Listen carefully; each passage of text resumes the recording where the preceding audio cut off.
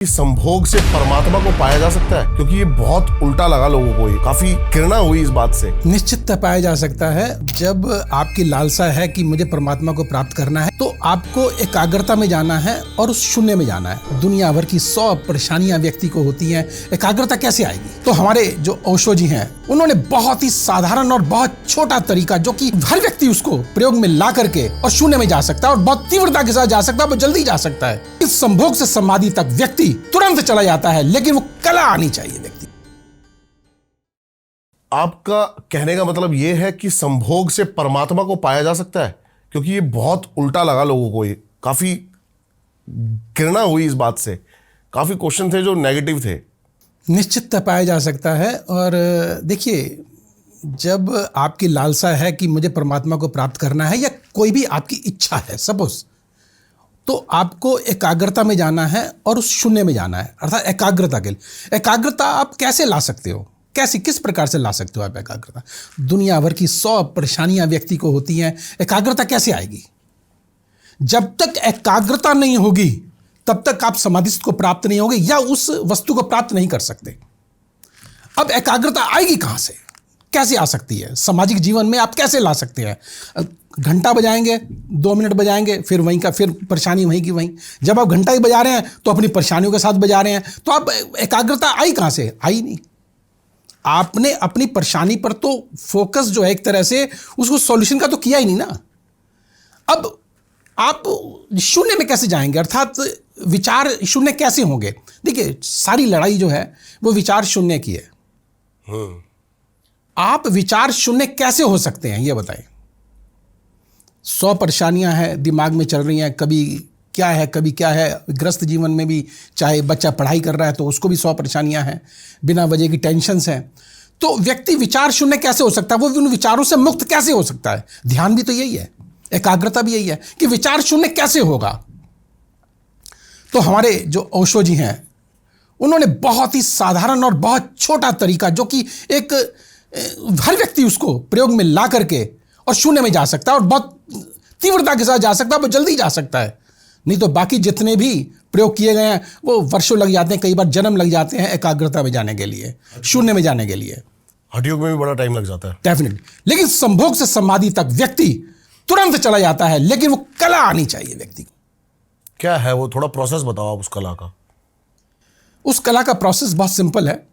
जब आप भोग कर रहे होते हैं, तो भोग की जब आप चरम सीमा पर पहुंचे होते हैं, तो उस समय आपको स्खलन नहीं करना, आपको वहीं पर रुक जाना है। क्या ये पॉसिबल है? नहीं। लेकिन हां, हमको अभ्यास के द्वारा वहीं पॉसिबल, वहीं होना है कि हमको स्खलित नहीं होना। हमको शून्य, वही शून्य है। और उस समय जो भी आप विचार दिमाग में लाएंगे वो आपका पूर्ण होगा, निश्चित होगा। जहां आप ध्यान लगाएंगे वो निश्चित आपकी मनोकामना पूर्ण होगी। मैं आपको एक बहुत छोटा सा एग्जाम्पल देता हूं। मेरे पास 2 बेटियां हैं और दोनों बेटियों के बाद मुझे पुत्र रत्न की प्राप्ति चाहिए थी। विभिन्न प्रकार के प्रयोग किए, जैसे कि अगर मैं किसी बाबा के पास गया तो उसने मुझे जड़ी बूटी पकड़ा दी, जब पुत्र हो जाएगा। मेरी मिसेस प्रेग्नेंट है, जब एक्स मिल चुके हैं तो एक्स वाई कैसे बना देगा? लड़का कैसे कर देगा वो? ये बूटी ले ले, हो जाएगा काम तेरा। उस समय हम भी अंधे थे। एक के पास 2 बार 3 बार 4, मैंने 5 एबॉर्शन करा इसी चक्कर में, लड़के के चक्कर में। और कौन सी जड़ी बूटी और किस डॉक्टर के पास नहीं भागा होऊंगा। खैर, मुझे एक बहुत ही सिंपल सा व्यक्ति मिला जो कि त्राटक और ये सब चीज़ें कर रहा था। मुझसे बोला, कहता है एक काम करो स्वामी जी, आप जो है ना ये प्रयोग कर लो। और वो रजनीश से जुड़ा हुआ था। कहता ये प्रयोग कर लो। मैंने कहा अच्छा। मैंने निश्चितता, जो मैं आपको बता रहा हूं, इस प्रयोग के माध्यम से सिर्फ उसी का ध्यान लगाया और डेफिनेटली पुत्र रत्न की प्राप्ति कर ली। हर चीज पॉसिबल है, लेकिन आपको शून्य में जाना पड़ेगा। शून्य से वो डिमांड करनी पड़ेगी, एकाग्रता में जाना पड़ेगा, उसके बिना कुछ नहीं कर सकते आप। और हां, हर चीज पॉसिबल है, लेकिन ये शॉर्टेस्ट रूट था जो मैंने अपनाया। इसलिए मैं भी प्रैक्टिकल आपको बोल देता हूं कि हां, इट इज पॉसिबल। और संभोग से समाधि तक व्यक्ति क्या नहीं कर सकता, हर चीज पॉसिबल है। कुछ भी मैनिफेस्टेशन 100%, ये शॉर्टेस्ट रूट है। मैंने बताया ना आपको, व्यक्ति अगर क्रियाएं करता है 3-3, 4-4, 5-6 महीने, साल, 2-2 साल, 10-10 साल निकल जाते हैं, व्यक्ति शून्य में पहुंच नहीं पाता, एकाग्रता ला नहीं पाता, लेकिन संभोग से समाधि तक तुरंत पहुंचता है। शून्य में लेकिन जाने का बेनिफिट क्या है? जैसे कि शून्य में हम चले गए जी, उसके बाद कैसे ये तंत्र काम करेगा कि एक्सेस हम कर सकेंगे ब्रह्मांड तक, कि कुछ भी हम जो बोल रहे हैं वो चीज़ पूरी हो रही है? अब आपने बहुत अच्छी बात की है। सबसे पहली बात आपको मैं बता देता हूँ, बहुत बढ़िया बात आपने की है, मुझे बहुत अच्छा लग रहा है। आप ये देखो कि स्त्री और पुरुष जब संभोग कर रहे होते हैं, अगर बाहर अगर संभोग किसी के साथ करते हैं और पैसे दे के कर रहे होते हैं, तो उस वैश्या की लालसा क्या होती है कि मुझे पैसा मिले। तो उससे जो एनर्जी रिलीज हो रही है वो क्या है, आपकी जेब से पैसा निकालने की है, आपकी जेब से पैसा निकालने की है, तो वो आपको बेनिफिट कभी नहीं देगी।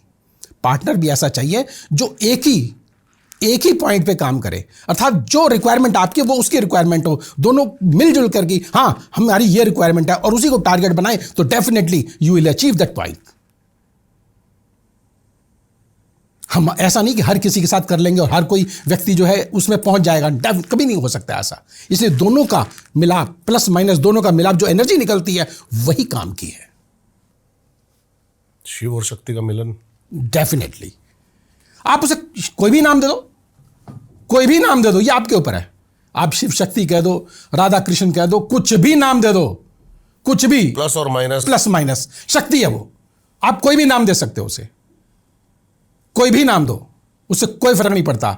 सब ने अपने अपने तरीकों से, अपने अपने मतों के अनुसार, सब ने धर्मों के अनुसार, संप्रदायों के अनुसार अलग अलग नाम दिए हैं, उस शक्ति को नाम दिया, ठीक है, दिया और मान रहे हैं लोग, बुरा भी होता है।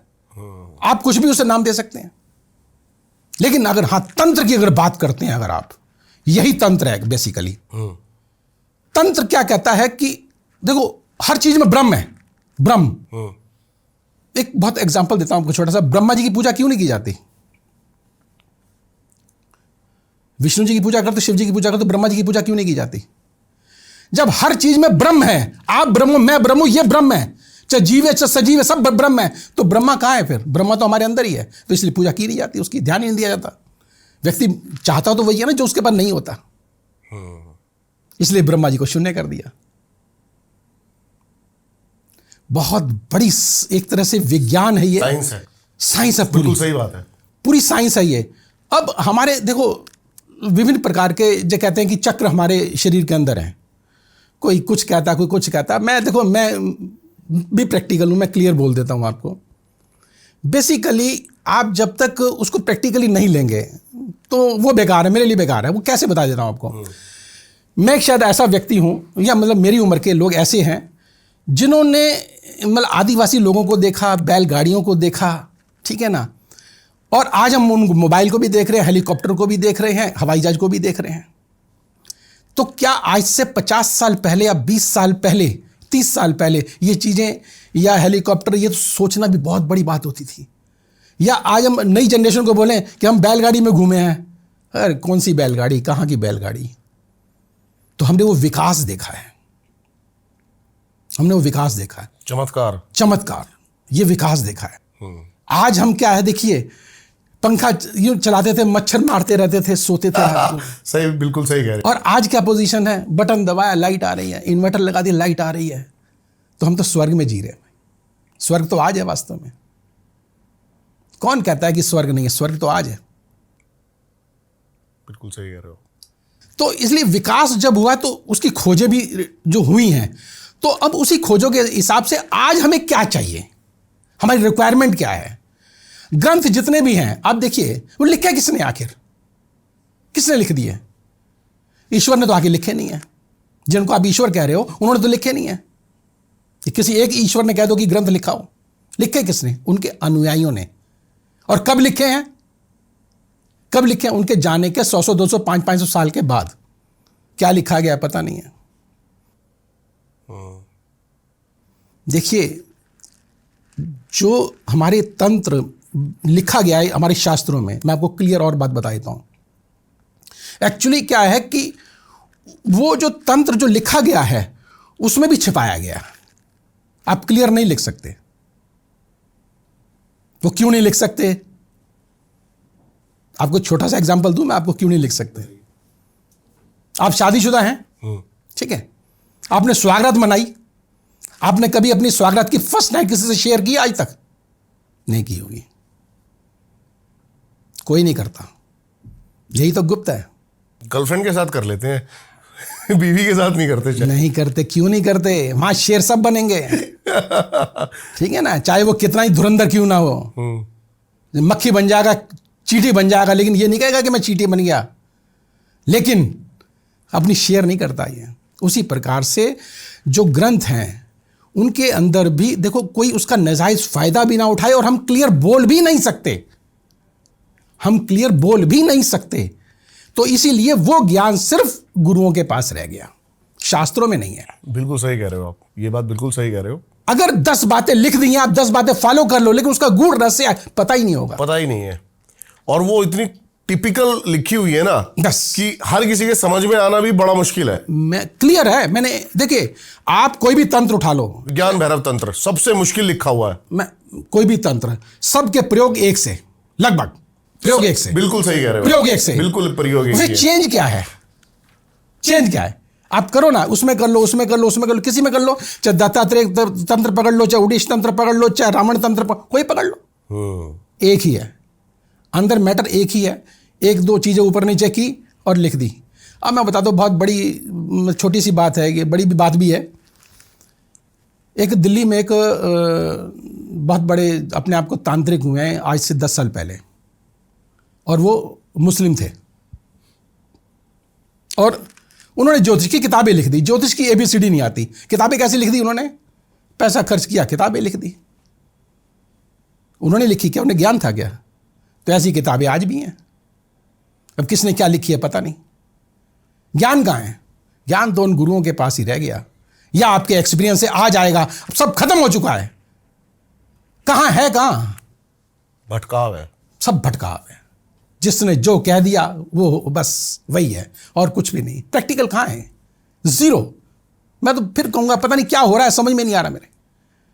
मैं तो खुद असल में, मैं तो ये कह सकता हूं अपने, कहते हो मैं तो खोजी कुत्ता हूं। मैं तो खोज खोज के यहां तक पहुंचा हूं। मैं तो बचपन से खोज रहा हूं, और मैं एक विज्ञान का विद्यार्थी रहा तो मैं इतना खोज पाया। अगर विज्ञान का विद्यार्थी नहीं होता तो शायद मैं इतनी बात खोज भी नहीं पाता।